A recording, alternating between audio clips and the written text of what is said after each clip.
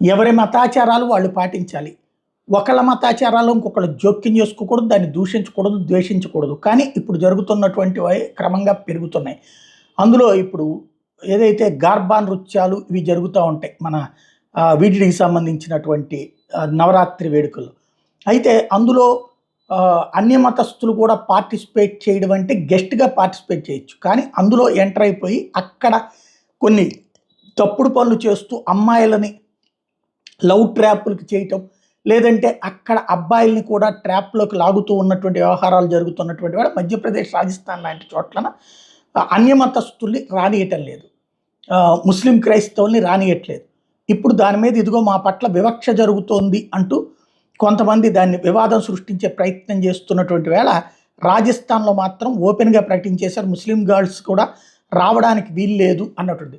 మీ మతాచారాల ప్రకారం దుస్తులు మీరు ధరించాలి కదా, దాంతో ఇక్కడికి వచ్చి మాతో నృత్యం చేయక్కర్లేదు అన్నటువంటి దానికి సంబంధించినటువంటి చర్చ పెద్దదైంది. राजस्थान से है और हम यहाँ पर डांडिया के लिए आए थे।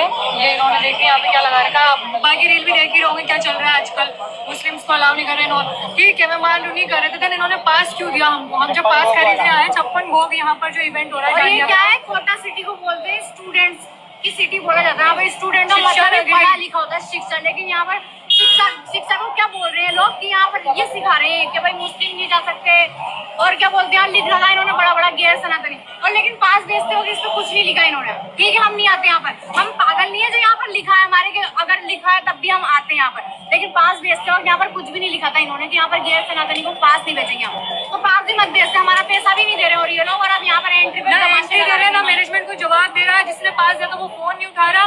मतलब पैसा खाने के वक्त तो हमारा पैसा बुरा नहीं लग रहा था, बट एंट्री के वक्त हम बड़े बुरे लग रहे हैं इनको।